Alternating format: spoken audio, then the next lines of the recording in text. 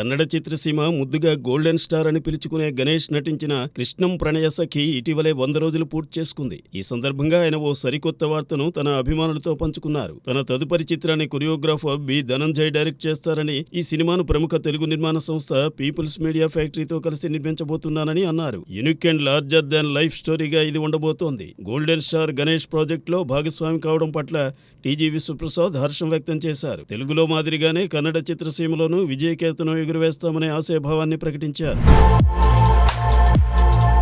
భారత మాజీ ప్రధాని మన్మోహన్ సింగ్ పొలిటికల్ లైఫ్ నేపథ్యంలో తెరకెక్కిన the accidental prime minister movie ఇప్పుడు మరోసారి వార్తల్లోకి వచ్చింది. ఈ సినిమాలో మన్మోహన్ సింగ్ పాత్రను ప్రముఖ నటుడు అనుపమ్ ఖేర్ పోషించారు. ఈ సినిమాలో మన్మోహన్ సింగ్ ను నెగటివ్ షేడ్స్ లో చూపించారనే విమర్శలు అప్పట్లో వచ్చాయి. అయితే మన్మోహన్ సింగ్ మరణానంతరం అనుపమ్ ఖేర్ ఆయన్ను కీర్తిస్తూ పెట్టిన పోస్టుపై పలువురు మండిపడుతున్నారు.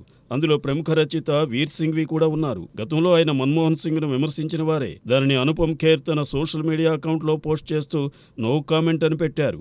ఈ సినిమాకు రచన చేసిన హన్స్లాల్ మెహతా వీర్ సింఘ్వి వ్యాఖ్యలను బలపరచడాన్ని అనుపమ్ తప్పుపట్టారు. ఇలాంటి డబుల్ స్టాండర్డ్స్ కరెక్ట్ కాదని హితవు పలికారు. మొత్తానికి మన్మోహన్ మరణానంతరం కూడా ఆయనపై వచ్చిన సినిమా సోషల్ మీడియాలో రచ్చ కారణంగా మారింది.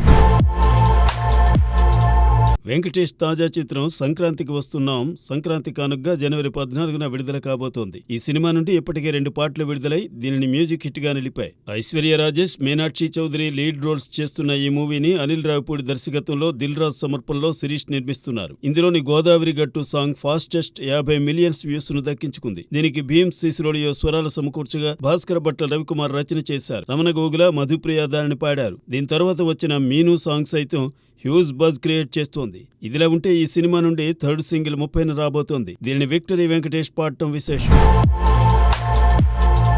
మర్యాదరామన్న చిత్రంతో ఇండస్ట్రీలోకి చైల్డ్ ఆర్టిస్ట్గా అడుగుపెట్టిన కావేరి కర్ణిక ఆ తర్వాత దాదాపు 50 చిత్రాల్లో నటించింది. ఇప్పుడు ఓ చిరియా మూవీతో తను హీరోయిన్ గా పరిచయం అవుతోంది. నాగ ప్రణవ్ హీరోగా నటిస్తున్న ఈ చిత్రంలో ఆద్య మనో హీరోయిన్. నాగరాజ్ శేఖర్ రెడ్డి దర్శకత్వంలో ఈ మూవీని రూపశ్రీ, చంద్రమౌళి నిర్మిస్తున్నారు. ఈ సినిమా ఫస్ట్ లుక్ ను నటులు కుడితి శ్రీనివాస్, సతీష్ సారిపల్లె విడుదల చేశారు. ఈ ముక్కోరపు ప్రేమ కథా చిత్రాన్ని మార్చిలో విడుదల చేస్తామని మేకర్స్ తెలిపారు. ఇందులో ఐశ్వర్య నాయుడు, తన్వి, అమ్మ రమేష్, పెద్దిరాజు, తన్మయ, స్వప్న, దాస్ ఇతర ప్రధాన పాత్రలను పోషించారు.